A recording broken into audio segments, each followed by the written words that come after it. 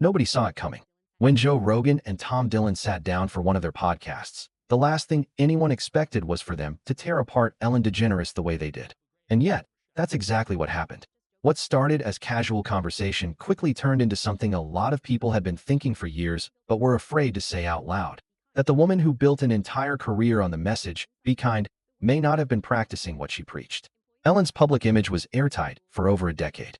She danced with celebrities, gave away cars, and smiled through every segment like the world was one big feel-good moment.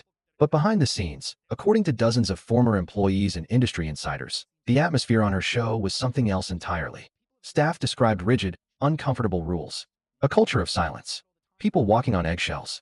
Some even claimed they were told not to make direct eye contact with her.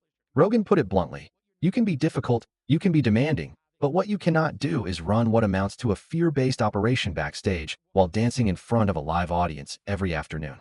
And that's exactly the tension that made this all so jarring. Because Ellen didn't just seem nice, she made niceness her entire brand identity. So when cracks started forming, they didn't just chip the surface. They went straight through.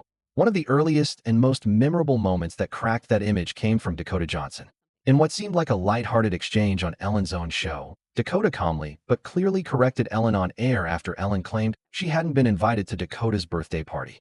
Dakota held her ground and didn't back down, even as Ellen tried to deflect. It was a small moment, but it said something significant. Ellen was comfortable reshaping a narrative even when the facts didn't support her version of it. That clip spread fast, and for many viewers, it was the first time they saw the curtain slip. Then came the Kevin T. Porter tweet that blew the doors wide open. He asked people online to share their experiences with Ellen, and hundreds responded.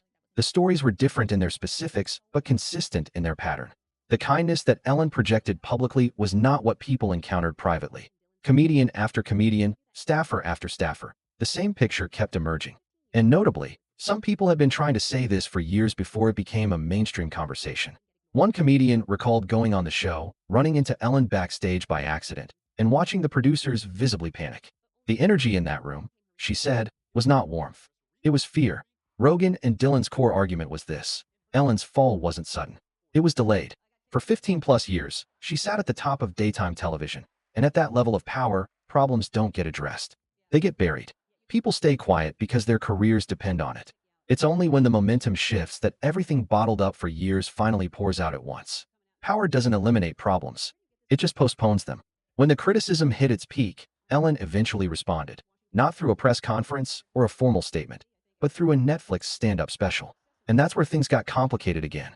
Rather than taking clear ownership of what her former employees described, she leaned into humor and framed herself largely as someone who had been unfairly pushed out of the industry. She talked about therapy, about the hate she felt directed at her, about missing the show that felt like family to her.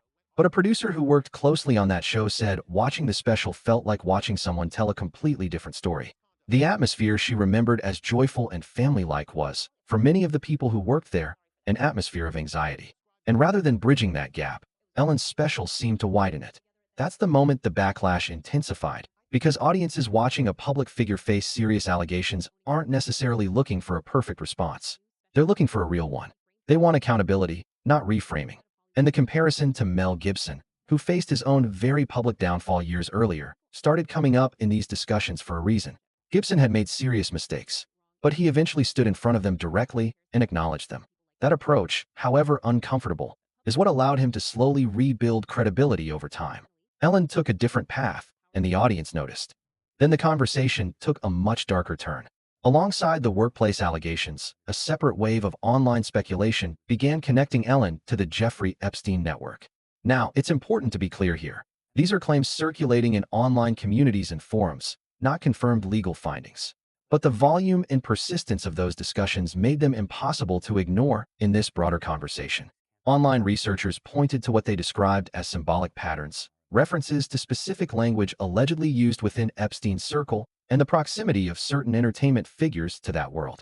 Among the documents released by the DOJ, searches of specific terms returned results that raised questions for many people, though investigators and legal experts have continued to caution against reading too much into isolated keyword searches without full context.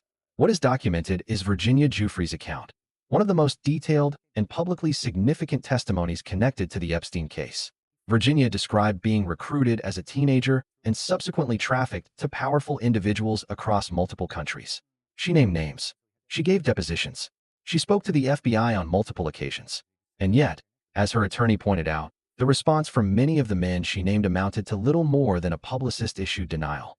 The legal accountability that should have followed years of testimony simply didn't materialize at the scale many expected. Virginia also became increasingly vocal about the dangers of speaking out. She warned publicly that if anything happened to her, it should not be dismissed. And not long after, news broke about a serious accident that had left her hospitalized. The details around that event, the skepticism it was met with online, the questions from her family, the timing relative to her legal battles, and ongoing advocacy, all of it added layers to an already deeply unsettling story. Virginia Giuffre passed away. The circumstances prompted immediate and widespread debate, with her father and attorney both raising questions about how she died. Ghislaine Maxwell's situation also continued to evolve during this period. Her attorney publicly suggested that a presidential pardon was not out of the question, describing her as a scapegoat who would never have faced prosecution had Epstein not died in custody. Maxwell, serving 20 years for her role in the sexual exploitation of minors, was reported to have met with the Deputy Attorney General on consecutive days, meetings she reportedly initiated herself. Her attorney indicated she might be willing to testify before Congress about the broader Epstein network, but only if offered legal protections first. Whether that cooperation ever materializes remains one of the most closely watched threads in this entire story. And then there's the question of what's still out there. Victims and investigators alike have pointed to the existence of videos, photographs, and documentation that allegedly captured activity across Epstein's various properties, including the Manhattan townhouse and the private island. According to testimony, cameras were installed in private spaces throughout, often without the knowledge of guests. If those recordings exist and are in the possession of authorities, the question of what they contain and who they show has never been fully answered publicly.